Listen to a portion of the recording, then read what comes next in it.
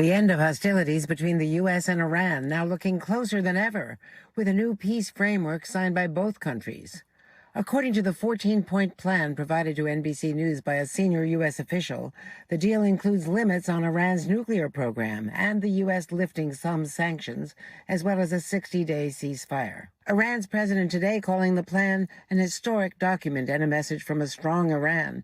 Peace will be achieved in the shadow of mutual respect. While this is still just a memorandum of understanding, or MOU, it's already being compared to the 2015 Obama-era nuclear deal that President Trump killed just 3 years later. So how does it stack up with that deal? Over a decade ago, Iran agreed to limit its nuclear program, including the language Iran reaffirms that under no circumstances will Iran ever seek, develop, or acquire any nuclear weapons. The new Trump MOU echoing that. The Obama deal also provided that UN inspectors would check to make sure Iran was complying. Trump's MOU says the countries have agreed to dispose of Iran's stockpile of enriched material under the supervision of the IAEA. Back in Obama's deal, the countries, including the U.S., agreed to a, quote, comprehensive lifting of sanctions and to unfreeze some Iranian assets. The Trump deal would go a step further, with the U.S. agreeing to help develop a $300 billion plan to rebuild the parts of Iran that it destroyed,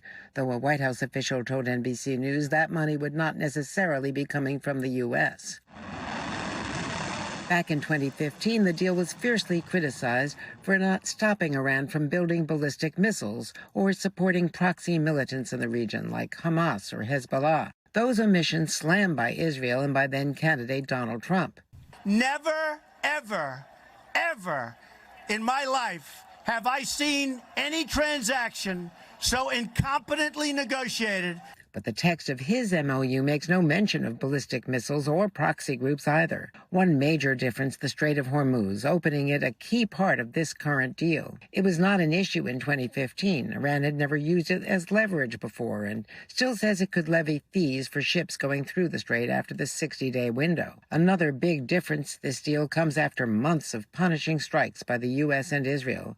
Defense Secretary Pete Hegseth pointing that out this weekend. The way Obama did it, they begged Iran for a deal, and we bombed Iran. And President Trump saying if Iran doesn't comply, he'll start bombing again. If it doesn't get done in 60 days, that's all right. We go back to bombing. Remember, the White House said it had obliterated Iran's nuclear facilities a year ago, before this war. Before all the details were clear, former President Obama saying the new deal might look familiar. It is doubtful that any agreement that arises is going to be significantly different from the deal that we had in the first place. And now even some Republicans also making that comparison. It's going to leave Iran stronger, it's going to leave our allies weak, and it may commit U.S. taxpayer dollars. This is JCPOA plus, and I opposed it then, I oppose it now.